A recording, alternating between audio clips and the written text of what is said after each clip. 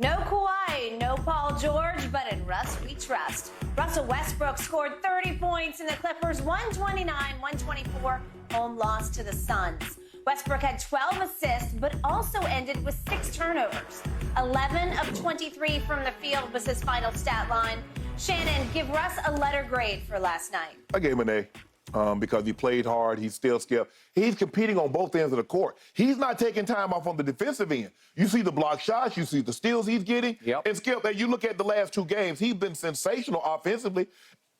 You know what? He had 6 turnovers. I wish he had 3.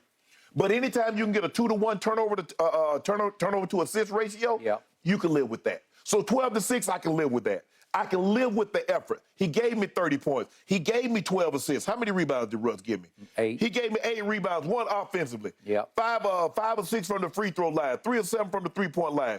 I got no qualms whatsoever. They probably needed 2 or 3 more Russell Westbrooks last night, and they probably would have pulled that game off even without Kawhi and Paul George. Skip, I got no problem with Russ. Playing 38 minutes a game, only played 29 with the Lakers, and he did this without Paul George. And we know he's capable. He needs to be either first or second dog, not the third option. Yeah. And T. Lue, for whatever T. Lue is telling him, is resonating more than what Frankie V told him and D. Ham told him. That's a fact. For whatever the case may be, Skip, I don't know. Or what LeBron James told him. Whatever LeBron told him. But it seems to me that Paul George said, look, Russ, hey, be you. Russ, and PG speak like, look, bro, I had my greatest season with this cat. So I ain't got nothing negative to say about it. Yeah. But Skip, I thought he played out. The last 2 games, they didn't lose this game because a lot of times, Skip, we look and say, well, look at he had 10 turnovers and he shot 27% from the 3 and he shot this percent from the field. You cannot say Russ was the reason that they lost these last 2 games. You might not want to say he's one of the reasons why they won the first one because he was 3 of 19. Yep. But he did other things. The last 2 games, Skip, he's been scoring the basketball. He's been rebounding at the basketball. Yep. He's been facilitating the offense. I gave him an A. Okay. I'm going to give you this. The last 2 games, Russell Westbrook has played as well as I've ever seen him play. I mean, ever back to his best, youngest days in Oklahoma City. Right. But I've also, maybe I should disqualify myself. I've watched him so long and so carefully that he has become, in my mind's eye, more trouble than he's worth. And I can't get over the fact that the player with the highest IQ in basketball, LeBron James, wanted him badly and then didn't want him at all. And we spent hours on this show talking about how can the Lakers get out from under Russ. Yeah. I can't get out of my head the fact that the entire Lakers crowd at the Crypt or at the first-year Staples would collectively rise and groan a no when he started to shoot his 3-point jumpers even from the short corner. Right.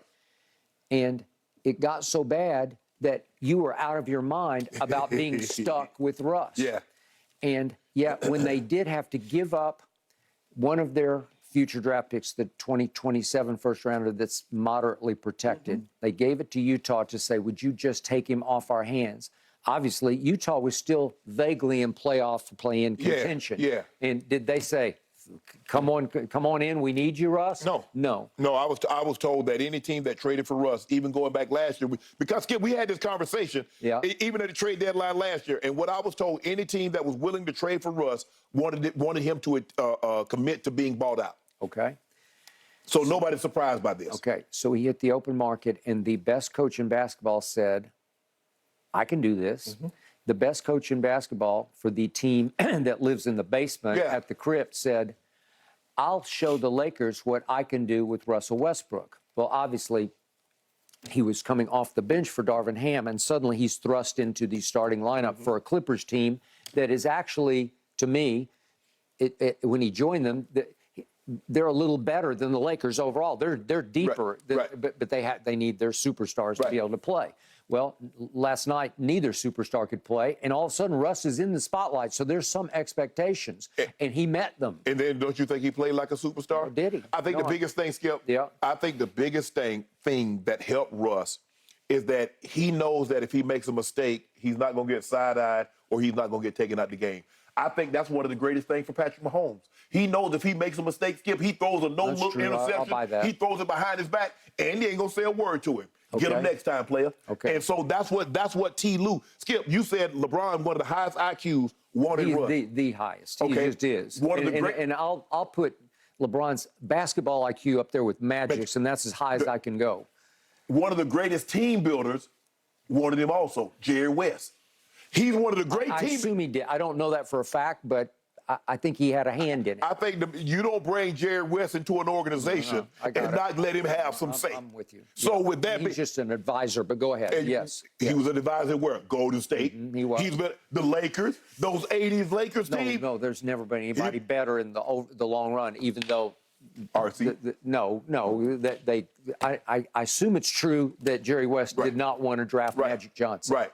But he drafted James Worthy. He brought in Bob McAdoo, Michael Thompson. He saw Kobe coming before anybody Kobe. saw him. Yes. He signed Shaq. Listen, we don't have enough show to traded for Robert Orr, Rick Fox. It's unbelievable.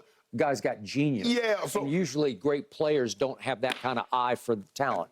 He might be the greatest as far as basketball. Because Michael Jordan is the worst. Okay.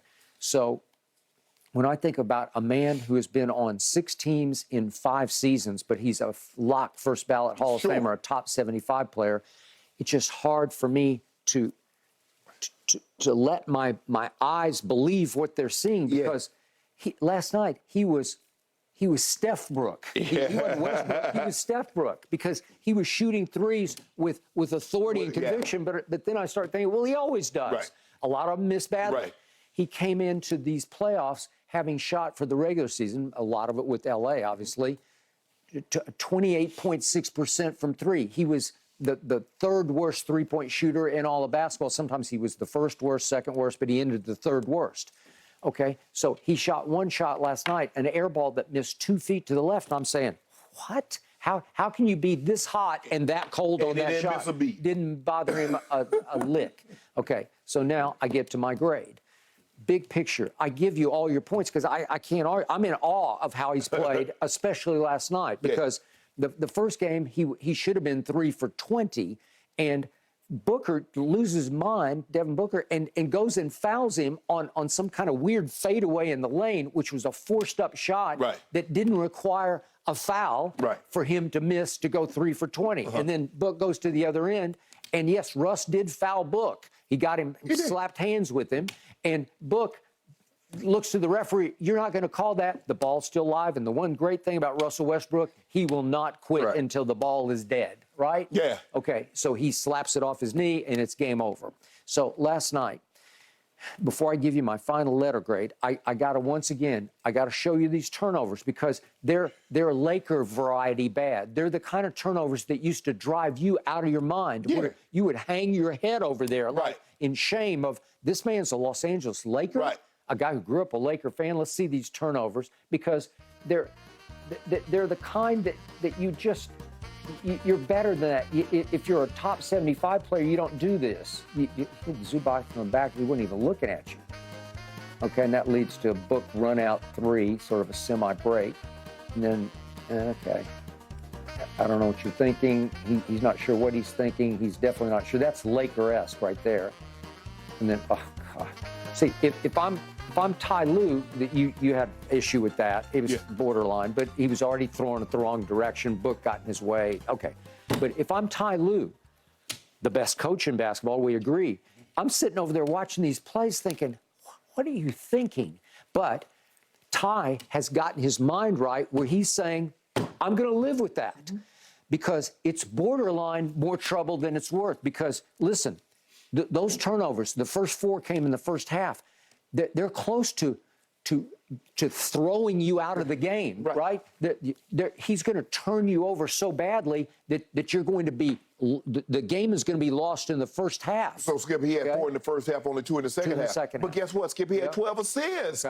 Okay, so Production Two to tolerance. one. Okay? 2 to 1. 2 to 1. That's all you can ask for. An assist to turnover. 2 to 1. Okay, but 12-6? Yeah, that's 2 to 1. And I promise you, and I didn't have the heart to go this far, but I could have showed you 4 more plays in the second half where he throws the ball away and it's loose and it's tipped up, and somehow the Clippers recover the fumble. Intent. You told me we don't know what would have happened, but he got the ball back. So for me, I'll give him a B because Man, get him an A. Give him it's the only time that you ever gonna give him an A. Okay, I can't live with the turnovers are just so bad. Can you live with 12 assists? Yeah. Can you live with 30 points? Okay, you talk me into. I'll give him a B plus. Nah, how can you give him an A with those turnovers? God, he had 12 How can you give him an A? He got 12 assists. He shot an air ball 3 that I swear it missed 2 feet wide left. 2 feet? What about the free throws? Could they interest you in 5 or 6? Listen, he came into this playoff series having shot in the regular season 66.5% from the free throw line. He used to be What an 80%. he shooting right now, though?